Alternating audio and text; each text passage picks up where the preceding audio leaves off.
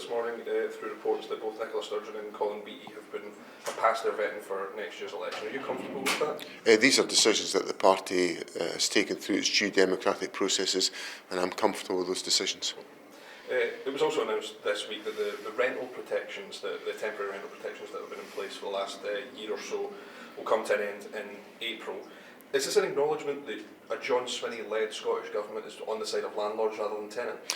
No, because we're introducing legislation through the Housing Act to ensure that we've got rent controls in place that will give valuable protection to tenants.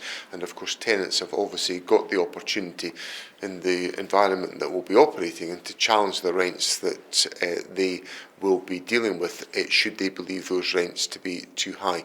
We've got to have a legal basis for introducing rent controls, and that's why the government's bringing forward the legislation that we're bringing forward. The Housing Bill, however, it hasn't been passed yet. It's meant to come into force, I think it was said 2027.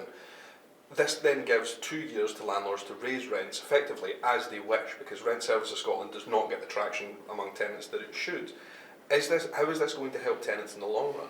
Well, obviously, by the passing of the Housing Scotland legislation, we'll be in a position to put rent controls in place that will give valuable protection. In 2 years' time. Well, but we've got to have a legal basis for doing exactly that, and that's what we're pursuing through the Housing Scotland Act.